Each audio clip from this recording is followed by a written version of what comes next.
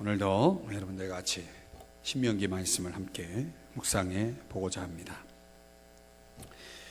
어느 날 아버지 친구분이 이제 찾아오셔서 말합니다. 복동아, 너희 아버지 어디 가셨니? 복동이가 말합니다. 시장이요.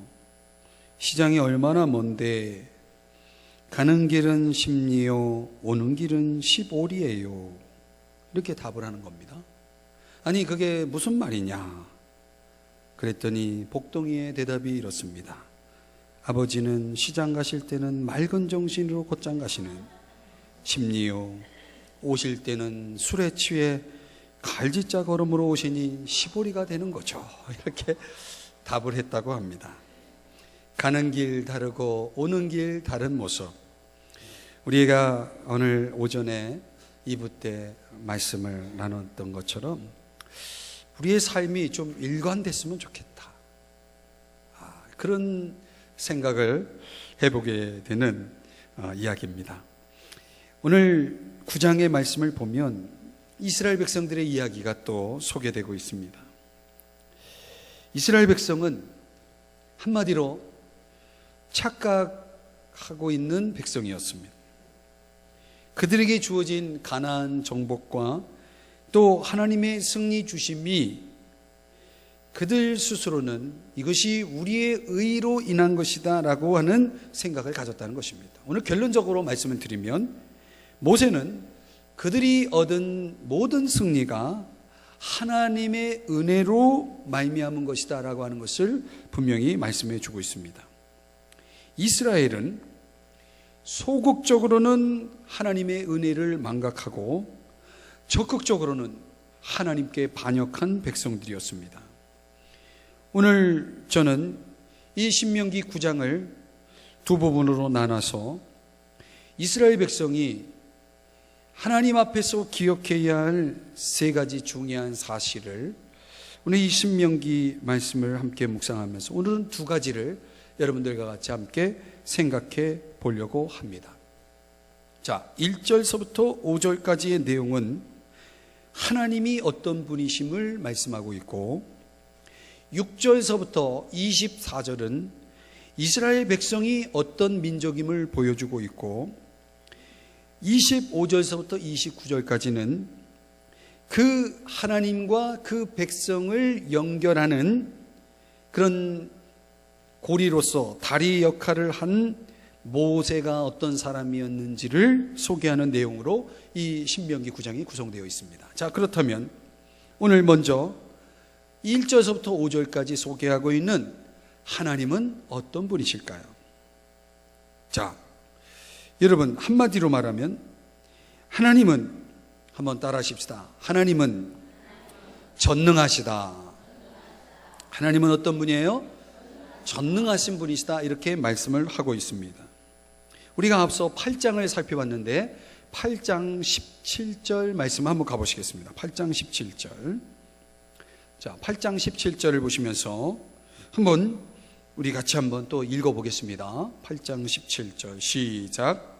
그러나 내가 마음에 이르기를 내 능력과 내 손의 힘으로 내가 이 재물을 얻었다 말할 것이라. 여기 내 능력과 내 손의 힘으로 내가 이 재물을 얻었다, 이렇게 말하고 생각하는 사람들이 바로 이스라엘 백성들이었다. 7장 1절로 가보시면 7장 1절도 한번 또 읽어보겠습니다. 7장 1절. 여기서 우리가 어떤 부분을 주목해야 될지 먼저 읽고 제가 설명을 드리겠습니다. 7장 1절을 또 한번 읽습니다. 시작. 내 하나님 여호와께서 너를 인도하사 내가 가서 차지할 땅으로 들이시고 네 앞에서 여러 민족 헷 족속과 기르가스 족속과 아모리 족속과 가나안 족속과 브리스 족속과 히위 족속과 여부스 족속 곧 너보다 많고 힘이 센 7 족속을 쫓아내실 때, 자, 땅을 차지한 또 극적인 승리를 거둔 결과로 이스라엘 백성이 누리는 번영에 대해서 이스라엘 백성들은 뭐라고 생각했냐면 이건 내 능력이야, 이건 내 손의 힘으로 이룬 결과야 라고 생각할 뿐만 아니라 그들의 그 주장이 그릇되다라고 하는 것을 보여주는 7장 1절 우리가 읽은 이 본문에는 뭐라고 끝부분에 보시면 한번 이런 표현이 나옵니다. 너보다 많고 힘이 센 7 족속이다 이렇게 말하고 있습니다. 그러니까 그들 스스로가 이스라엘 백성들이 주장하고 있는 것과 하나님께서 보여주고 있는 이 실상은 전혀 맞지가 않습니다.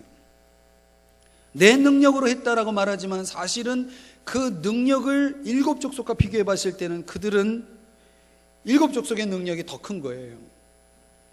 그래서 7장 7절 또 가보십니다. 7장 7절 한번 또 읽어봅니다. 7장 7절 시작. 여호와께서 너희를 기뻐하시고 너희를 택하심은 너희가 다른 민족보다 수요가 많기 때문 아니니라. 너희는 오히려 모든 민족 중에 가장 적으니라. 가장 적다라는 표현은 가장 약하다는 표현입니다. 그렇다면 가장 약한 이스라엘 민족이 가나안 땅을 정복했다라고 볼 때 그것이 그들의 능력이고 그들의 힘이었다라고 말하는 것은 이거는 억지죠. 말이 안 되는 것입니다. 힘이 가진 쪽은 오히려 이스라엘이 아니라 7 족속 가나안 족속이었다는 사실을 보여주고 있습니다. 그렇다면 우리가 이런 결론을 내릴 수 있습니다. 어떻게 정복할 수 있었는가? 그들의 힘으로요? 이스라엘 백성들의 힘으로? 능력으로? 아니죠.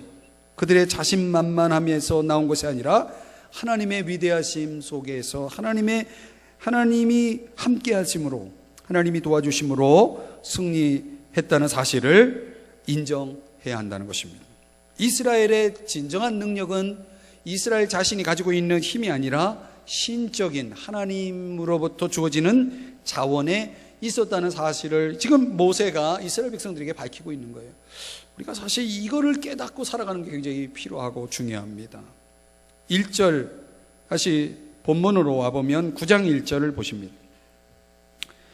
자, 1절을 보시면 요단을 건널 때에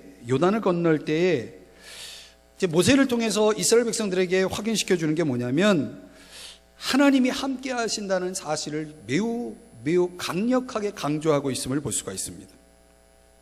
하나님이 함께 하심으로. 그리고 3절을 한번 보시겠습니다. 3절 9장 3절의 말씀을 다시 한번 또 읽어봅니다. 시작. 내 하나님 여호와께서 맹렬한 불과 같이 내 앞에 나아가신즉 여호와께서 그들을 멸하사 내 앞에 엎드러지게 하시리니 여호와께서 내게 말씀하신 것 같이 너는 그들을 쫓아내며 속히 멸할 것이라. 자, 누가 쫓아내는 겁니까? 여호와께서. 누가 앞에 가십니까? 예, 여호와께서. 여기 그런 표현이 나오죠. 맹렬한 불과 같이. 이것은 마치 전투의 현장을 실감 있게 표현하고 있는 말씀이죠. 그 맹렬한 불을 쏟아내고 있는 분이 누구냐면 전능의 전사이신 하나님, 전능의 하나님이시다는 사실을, 그래서 그 하나님이 이스라엘 백성들이 지닌 힘이 아닌 하나님의 힘으로 그 모든 일을 이룰 것이라고 하는 말씀을 분명히 보여주고 있는 것입니다. 누구의 힘인가? 오늘 우리의 인생길에서 우리가 깨닫고 있는 것은, 우리가 깨달아야 할 것은 무엇이냐면 내가 누구의 힘으로 살아가고 있는가라고 하는 것입니다. 여러분, 누구의 힘으로 살아가고 있습니까? 정말 그렇습니까? 근데 얼마나 많은 사람들이 종종 착각하는지 몰라요? 스스로 자기 힘으로 뭔가 이루고 있다라고 착각하며 살아갈 때가 얼마나 많은지 몰라요? 이스라엘 백성들이 그랬어요. 여기에 하나 더, 이스라엘 백성이 또 하나 착각하고 있는 건 뭐냐면 그들은 도덕적으로 매우 훌륭한 삶을 살고 있었다라고 스스로 자부하고 있었다는 거죠. 그래서 이스라엘의 승리는 자신들이 가지고 있는 능력에 의하며 또 동시에 도덕적인 우월성에 의해서 그 거룩함과 하나님이 보실 때, 자, 내 힘이 아니더라도 하나님의 힘으로 우리가 승리했더라도 여기에 우리의 도덕적인 우월성이 보상으로 함께 했다라고 하는 차원에서 그들의 승리를, 그 승리의 공적을 누구에게 돌리냐면 다 내가 하나님 앞에서 잘 하고 있기 때문에 이렇게 되어지는 거야 라고 하는 식으로 해석을 하고 있었다는 거예요. 그 말씀이 4절 말씀이에요. 그래서 우리 주님께서 오늘 성경에서 뭐라고 말씀하냐면 네 공의로움으로 말미암아 이렇게 된 것이 아니다 라고 하는 거예요. 오히려 이 가나안 7족속의 도덕적 타락이 하나님의 진노를 사서 하나님이 그들을 내쫓은 거지, 너희들이 도덕적으로 우월하거나 또 하나님 보시기에 정말 올바라서 그렇게 되어진 것이 아니다. 다시 말하면 정복의 비결은 이스라엘 백성들이 가지고 있는 어떤 행위, 그들의 업적이 아니었다. 그런데 이스라엘 백성은 반대로 생각하는 거예요. 이건 하나님이 내게 주신 보상이다. 내가 그래도 하나님 뜻대로 살고 있으니까 하나님이 이렇게 주셨다라고 생각하는 거죠. 여러분, 그렇게 생각해 보면 믿음이라는 게 하나님의 선물로 우리에게 주어진다는 이 복음이 뭔가 맞지가 않아요. 여전히 우리가 하나님 앞에서 그렇게 의로울 수 있고 그렇게 정직할 수 있다면, 그래서 그것 때문에 하나님 나라 갈 수 있다면 예수님이 이 땅에 오실 이유가 없죠. 그렇지 않습니까? 영원한 심판에 이르는 길에 스스로 자기가 무엇을 할 수 있다라고 생각하는 사람들의 그 비극적인 유물이 가득한, 그런 가득할 것이라고 하는 이런 사실을 성경은 우리에게 가르쳐 주고 있는 거예요. 그럼 우리가 신앙생활 하면서 철저하게 깨달아야 될 것은 무엇이냐면, 내가 좀 더 잘하면, 내가 좀 더 선행을 하면, 내가 좀 더 기도하면 만사가 잘 될 거야. 만약에 이런 생각들이, 이런 고백들이 가만히 볼 때에 이게 사실이라면 결국은 우리의 행위에 의해서 우리의 미래가 결정되는 거겠죠. 자, 물론 성경은 우리에게 좀 더 열심을 낼 것이며 또 하나님이 기뻐하시는 삶을 살아야 할 것이며 또 경건한 삶을 살아야 할 것이라고 말씀하고 있지만, 그것 때문에 우리가 우리의 삶이 만사가 잘 되고 형통하고 그런 삶을 살고 있다라고 성경이 말하고 있지는 않다는 거예요. 하나님의 선물을 받기 위해서, 하나님의 구원을 받기 위해서 마치 우리가 무엇을 해야 그것이 주어진다라는 사상은 철저하게 비성경적입니다.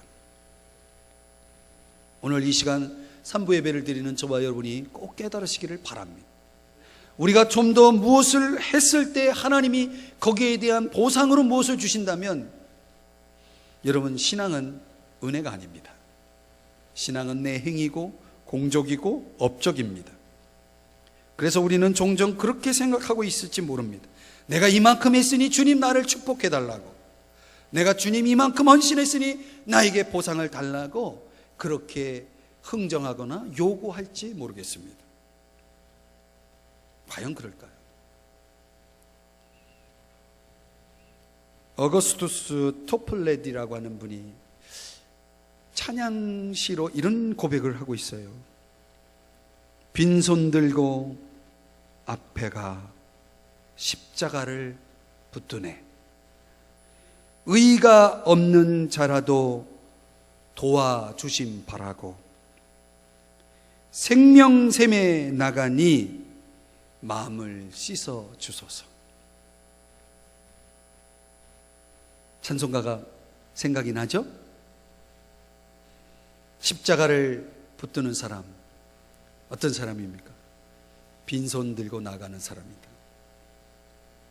누가 도와주심을 바랍니까? 의가 없는 자가. 여러분 기억하십니까? 누가복음에 나오는 비유 가운데 바리새인과 세리가 하나님 앞에 나왔단 말이죠.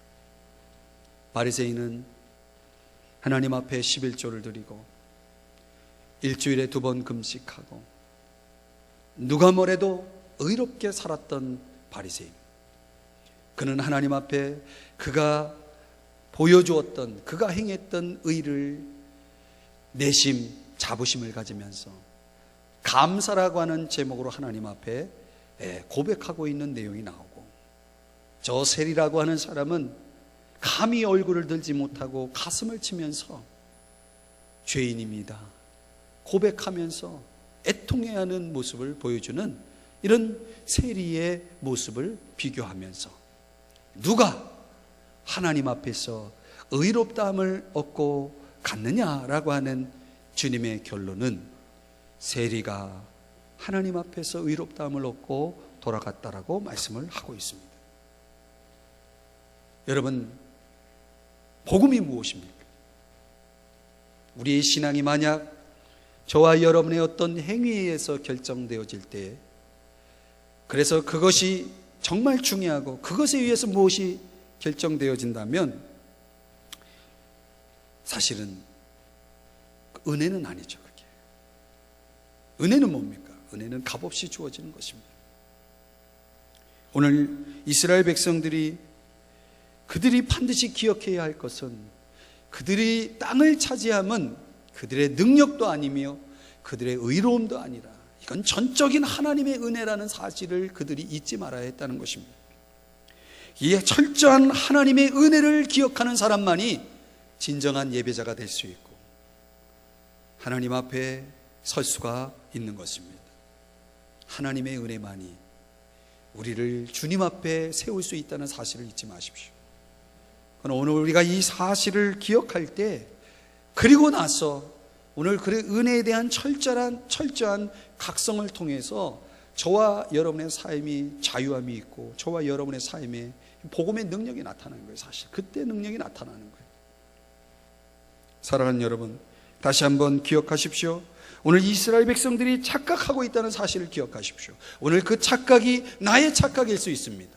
오늘 우리는 하나님 앞에서 절대로 의로울 수 없습니다. 우리는 하나님 앞에 절대로 능력자가 될 수가 없습니다. 그분 앞에서는 우리는 철저하게 낮아지고 철저하게 작아지고 철저하게 연약해서 오늘 그분만이, 그분의 은혜만이 나를 있게 한다는 사실을 여러분 날마다 경험하시고 깨달으시고 고백하시고 찬양하시기를 주의 이름으로 축복합니다. 오늘 두 번째, 오늘 본문 속에서 6절 이하 24절의 말씀을 보시면, 자, 이번에는 그런 전능의 하나님을 소개한 이후에 모세는 두 번째 주제로 넘어갑니다. 6절서부터 24절은 과연 이스라엘 백성들은 어떤 사람들인가, 정말 그들은 능력자고 정말 그들은 의로운 사람이었는가라고 하는 사실을 이제 구체적인 과거의 역사를 기억하면서 예를 들면서 그것이 아니라는 사실을, 그들은 전혀 하나님의 자비로우신 선물을 받을 만한 자격이 없는 사람이었다는 사실을 분명하게 밝혀주고 있습니다. 그것은 완전히 착각이야, 그것은 완전히 오해야 라고 하는 사실을 보여주고 있습니다. 자, 그 역사적인 예를 무려 9가지라고 하는 구체성을 가지고 설명해 나가는데, 자, 9장 하나씩 한번 보겠습니다. 9장 4절. 자, 9장 4절을 보시면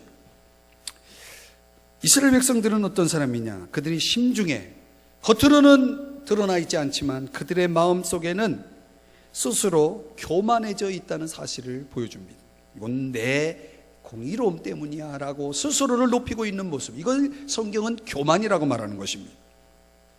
자, 좀 해석적인 설명이었고 6절의 말씀에 가보면 끝부분에 이스라엘 백성은 어떤 백성이라고 말하고 있습니까? 목이 곧은 백성이라고 말하고 있습니다. 목이 곧다라고 하는 표현은 다른 말로 얘기하면 고집이 세다라고 하는 표현입니다. 이스라엘 백성은 어떤 백성이에요? 고집 세다. 여러분, 고집이 세십니까? 한번 옆 사람에게 물어보세요. 고집이 세십니까? 그걸 말이라고 합니까? 그런 대답을 하시는 것 같아요. 여러분, 우리가 사실 고집이 세다라고 할 때 그 고집셈이 어떤 차원에서는 필요할 수 있어요. 그러나 전혀 유익하지 않은 고집셈은 우리 버려야 됩니다. 이스라엘 백성은 전혀 엉뚱하게 고집이 셌다는 거예요. 7절, 하나님을 경노하게 했다. 경노하게라는 단어가 나옵니다. 이건 하나님 앞에 반역적이었다라고 하는 것을 보여줍니다. 12절로 가봅니다. 거기 부패하여 하나님이 명령한 도를 속히 떠났다. 여러분, 하나님이 말씀하시는데 이스라엘 백성은 어떻게 했냐면 속히 떠났다. 얼마나 빨리 떠났으면 속히 떠났다라고 말할까요? 그들의 타락성을 말씀하고 있습니다. 12절에 또 보면은 우상을 부어 만들었다. 이 우상 숭배의 죄악을 고발하고 있습니다. 16절 범죄하여 악을 행했다는 거죠. 18절 악을 행하여 크게 죄를 지었다라는 표현이 나옵니다. 악행. 23절 믿지 아니하고, 그 중간에 보면은 믿지 아니하고, 끝부분에 보면 항상 여호와를 거역하여, 이 불신과 불순종의 모습을 보여줍니다. 제가 9가지를 빨리 요약해 드렸습니다. 이 9가지를 놓고 결론을 내려보면 이스라엘 백성들은 결코 의롭지 않았다는 것입니다. 그래서 다시 7절로 가봅니다. 9장 7절. 9장 7절을 같이 한번 읽어보겠습니다. 시작.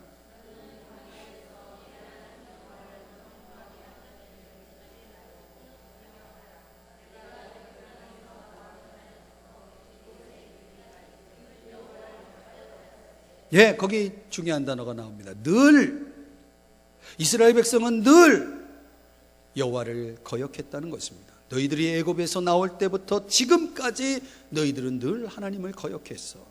그런데 뭐 정의롭다고 공의롭다고? 아니야. 수십 년 동안 광야의 생활 속에서 이스라엘 백성들이 아주 적나라하게 보여주었던 그들의 모습은 하나님께 늘 거역했어. 하나님을 늘 반역했어 라고 말하는 것입니다. 이것을 요 정도까지 설명하지 않고 아주 대표적인 반역 행위를 5가지 사건을 8절서부터 소개하고 있는데, 그 장소를 주목해 보셔야 됩니다. 첫째는 호렙산에서. 자, 호렙산에서 어떤 일이 벌어졌었나요? 이스라엘 백성들이 얼마나 하나님 앞에 거역하고 반역적이었는가를 보여주는 사건. 첫 번째 사건이 8절서부터 21절인데 호렙산에서 일어난 사건이에요. 여러분 아시죠? 이스라엘 백성이 뭘 했습니까? 호렙산에서 금송아지를 만들었다는 거예요. 그런데 그 금송아지를 만들고 있을 때 모세는 뭐 하고 있었는지 아세요? 모세는 하나님과 언약을, 이스라엘 백성을 대표해서 하나님과 언약을 맺고 있었다는 것이에요.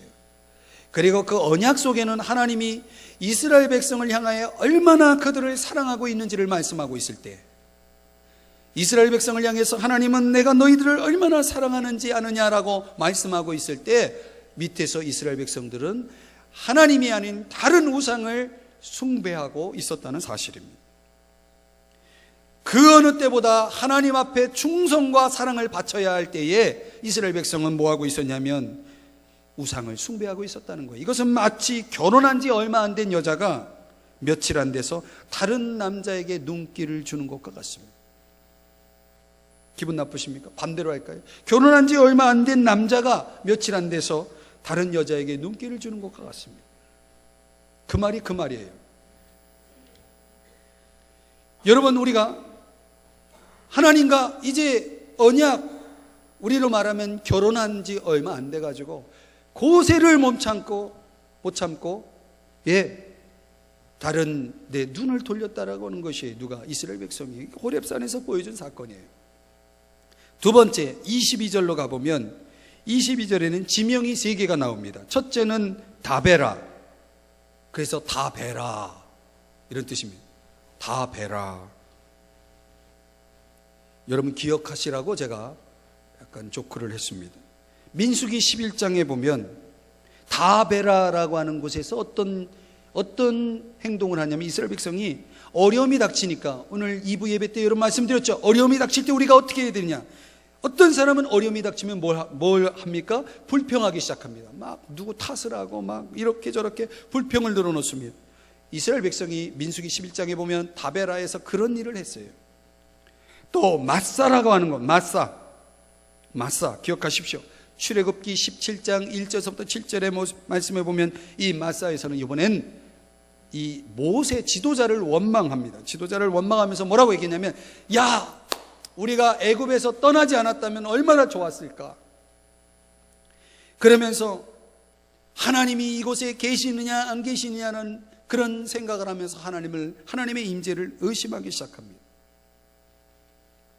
여러분은 어떤 사람은 이렇게 환경 상황이 안 좋아지면 사람을 원망하기도 하고 때로는 하나님의 임재까지도 의심을 한다는 거예요. 이스라엘 백성이 마사라고 하는 곳에서 보여주었던 모습이 그렇습니다. 민수기 11장과 관련된 또 하나의 사건, 기브롯 핫다와, 이 기브롯 핫다와에서는 어떤 일이 벌어지냐면 애굽의 풍성한 음식을 그리워하면서 원망하는 백성들의 모습을 보여줍니다. 자, 애굽에서 그들은 생선과 채소를 풍성히 공급받았다라고 하는 그런 차원으로 표현을 하는데, 사실상 노예의 신분에 풍성한 생선과 채소의 공급은 불가능합니다. 사실상 냄새만 실컷 맡고 주인에게 음식을 바쳤을 뿐이에요. 그런데 그들은 매우 단조로운 만나를 먹는 이 광야의 생활에 질려서 그 애굽에 종살이했던 시대를 그리워하면서 고기가 먹고 싶다고 불평을 하기 시작합니다. 그래서 우리 주님은 이스라엘 백성에게 고기가 먹고 싶다고, 그래 어디 한번 고기를 먹어보라 하면서 한 달 동안 오리고기를, 우리로 말하면 메추라기를, 오리 취소합니다. 메추라기를 한 달 동안 내려주시니까 나중에 고기를 씹고 있는데 메추라기가 내려오는 거예요. 여러분, 고기를 질리게 먹어본 적 있으십니까?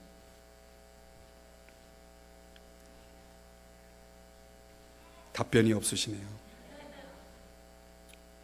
고기 먹고 싶다고 불평했던 이 기브롯 핫다와에 있었던 이스라엘 백성들의 모습, 혹시 우리의 모습은 아닌지, 지금 힘들다고, 지금 어렵다고 불평하고 있지는 않는지, 지금보다 더 나을 수 있을까요? 우리가 그리스도 안에서 살아간다면, 우리가 하나님의 은혜 속에 살아가고 있다면 지금보다 더 나은 과거가 과연 존재할까요?